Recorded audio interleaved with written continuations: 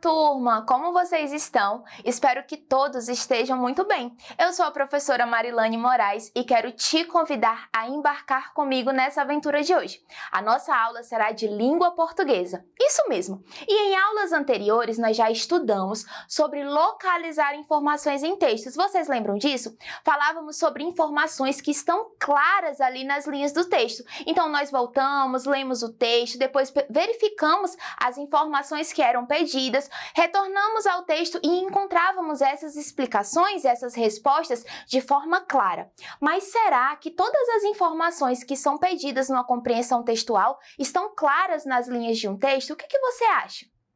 Bom, turma, nem sempre elas estão bem claras assim. É por isso que nós precisamos ler o texto com bastante atenção e compreender as pistas que estão nos dadas no decorrer da nossa leitura. Então, para a aula de hoje, nós vamos procurar entender um pouquinho mais sobre informações. Isso mesmo, vamos encontrar informações no texto. Mas será que essas informações, todas elas, que eu vou perguntar a vocês, estarão de forma clara?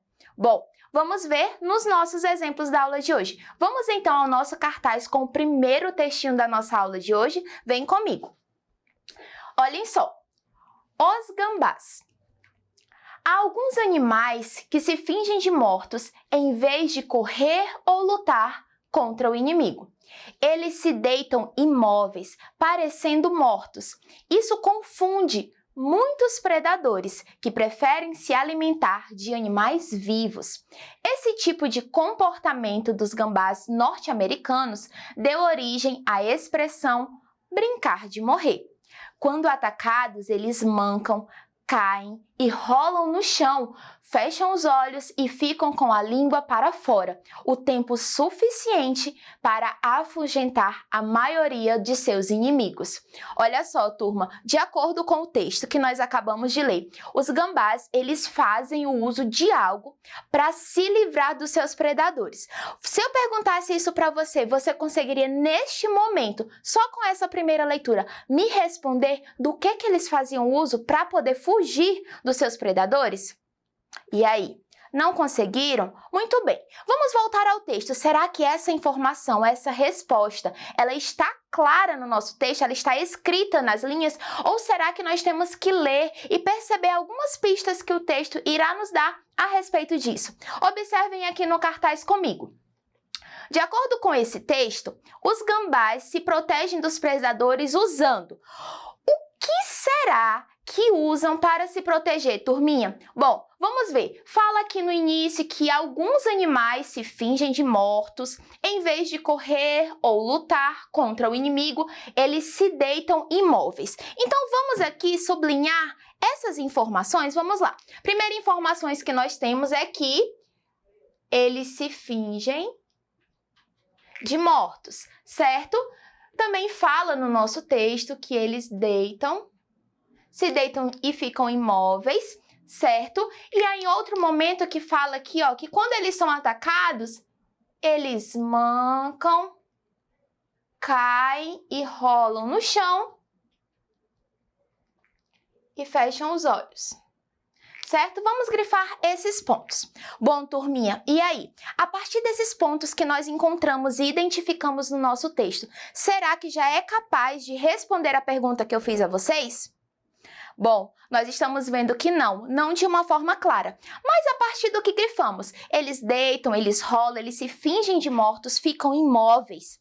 Nós conseguimos entender, a partir dessas informações, que os gambás fazem o quê para se afugentar dos seus predadores?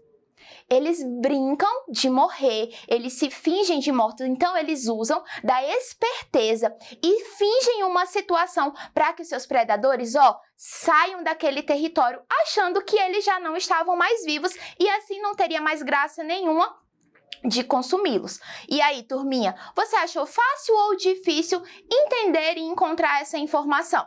Você percebe que essa informação ela não estava clara, mas foi possível nós chegarmos até ela fazendo o quê? Prestando atenção em algumas pistas que o texto vai nos dando. Isso mesmo. Então, o que é que eu quero lembrar para vocês a partir desse primeiro texto?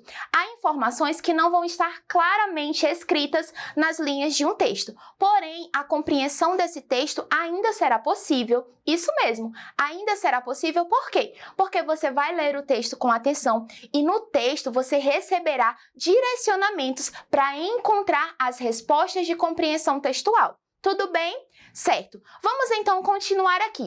Eu quero saber de vocês o que vocês acham. Olha só. Muito bem, turminha. Vamos então agora para o nosso próximo texto desta aula. Vamos então, juntos. Olhem só. Temos aqui uma tirinha, certo? Vamos ler o que está aparecendo nessa tirinha? Poço dos desejos. Olha só. Meu desejo não se realizou. O que você esperava por uma moedinha? Olha só, nós percebemos aqui que há dois personagens falando. Primeiro, o leão se aproxima do Poço dos Desejos e fala que o desejo dele não foi realizado. Em seguida, há uma resposta ali. Quem é que está respondendo ele? Isso mesmo, o Poço. O Poço responde para ele o que ele estava esperando apenas com aquela uma única moedinha que ele havia jogado no poço. Certo. Partindo dessa história, eu quero perguntar a vocês o seguinte. O que vocês me diriam? Primeiro, esse texto ele consegue revelar para a gente quais as características desse poço? Nós poderíamos dizer que esse Poço dos Desejos, ele era um poço generoso, ele era um poço humilde ou ele era um poço ambicioso. E aí, o que vocês me dizem? Será que é possível? Vamos voltar ao texto, vamos verificar se o texto nos responde isso claramente ou se ele nos dá algum direcionamento para podermos inferir essa resposta. Vamos juntos então. Olha só a resposta do Poço.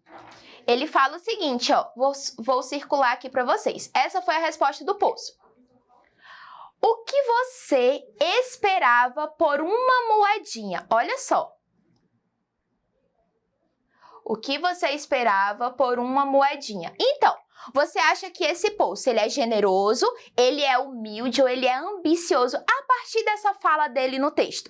Bom, se ele fosse generoso, ele teria sim, aceitado, dado aquilo que foi pedido pelo leãozinho, porque ele não se importaria com a quantidade de moedas que foi depositada ali no poço. Será que ele foi humilde? Ou será que ele foi ambicioso? Você sabe o que significa ser ambicioso?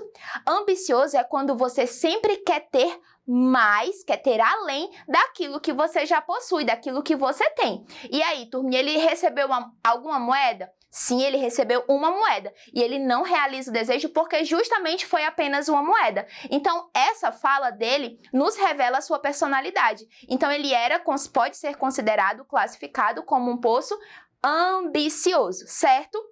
Agora, deixa eu fazer outra perguntinha para vocês. O desejo do leão foi ou não foi atendido?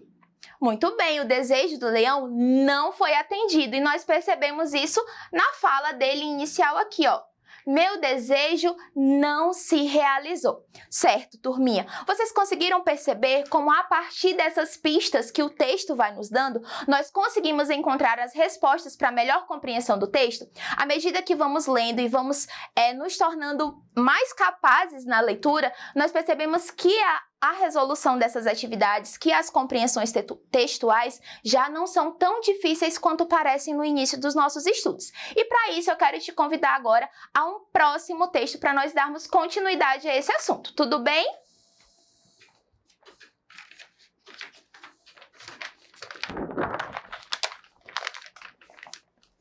Certinho. Vamos então à próxima leitura.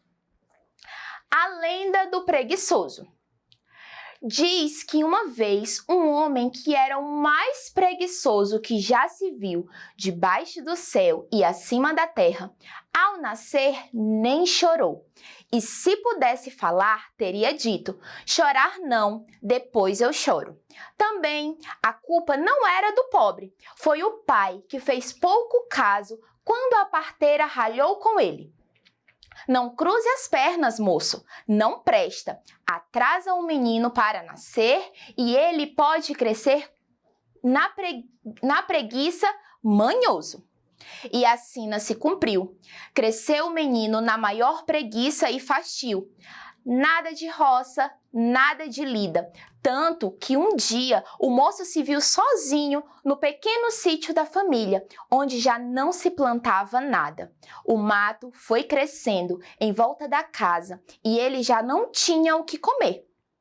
Vai então que ele chama o vizinho, que também era seu compadre, e pede para ser enterrado ainda vivo. O outro, no começo, não queria atender ao estranho pedido, mas quando se lembrou de que negar favor e desejo de compadre dá 7 anos de azar, e lá se foi o cortejo, lá carregado por alguns poucos nos braços de Josefina, sua rede de estimação, quando passou diante da casa do fazendeiro mais rico da cidade. Este tirou o chapéu, em sinal de respeito, perguntou: "Quem é que vai aí? Que Deus o tenha." "Deus não tem ainda não, moço, tá vivo." E quando o fazendeiro soube que era porque não tinha mais o que comer, ofereceu 10 sacas de arroz. O preguiçoso levantou vagarosamente a aba do chapéu e ainda na rede cochichou no ouvido do homem: "Moço, esse seu arroz tá escolhidinho e fritinho?" "Tá não", respondeu o fazendeiro. "Então, toque o enterro, pessoal", disse o homem preguiçoso. Olha só, turminha, gostaram desse texto? Um texto bem interessante, não é mesmo? E eu quero fazer algumas perguntas a vocês. Primeiro, a partir da leitura desse texto, se eu perguntasse para vocês se ele nos diz sobre a personalidade, sobre alguma característica do fazendeiro. Esse fazendeiro que aparece em nossa história, ele pode ser considerado um fazendeiro ruim, um fazendeiro generoso ou um fazendeiro ambicioso? O que é que você me diria? Vamos ver a fala do fazendeiro? Olhem aqui no texto, olha só. Quando ele fica sabendo que era porque a pessoa que estava no cortejo não tinha mais o que comer, olha só o que ele faz. Ele oferece 10 sacas de arroz. Isso mesmo, sem nem conhecer, sem nem saber quem era a pessoa. Ele simplesmente se oferece, se propõe a ajudar. E aí, essa fala, esse momento do texto nos revela que tipo de personalidade desse fazendeiro? Muito bem, ele é considerado uma pessoa generosa. Ser generoso é você ter amor, ter cuidado, ter compaixão com o teu próximo. Muito bem, mas e sobre o rapaz que desde quando nasceu é muito preguiçoso? Nós poderíamos dizer que a atitude dele, ao ouvir a fala do fazendeiro, ele teve uma atitude corajosa, ele teve uma atitude, uma ação dele foi de preguiça, ou a ação dele foi de entusiasmo? E aí, o que vocês me dizem? Vamos ver o que ele responde após essa fala, após ouvir essa entrega das 10 sacas do fazendeiro? Observem comigo. Ele diz assim, ó: "Moço, esse seu arroz tá escolhidinho e fritinho?" Ele responde que não tá. O fazendeiro responde aqui que não. Aí ele pega e fala: "Então, toque o enterro, pessoal." Observem aqui, mesmo com toda a generosidade do fazendeiro, ele não quis nem saber das 10 sacas e preferiu ser enterrado. Por quê? Porque ele era uma pessoa muito preguiçosa. E, mesmo tendo arroz, ele estava com preguiça de selecionar os arroz bons e de ir lá e cozinhar. E é isso, turminha. A nossa aula está chegando ao fim. Eu te agradeço por ter ficado comigo até aqui e não se esqueça, continue estudando a essa e outras aulas na nossa plataforma Eduque. Tchau, tchau e até mais!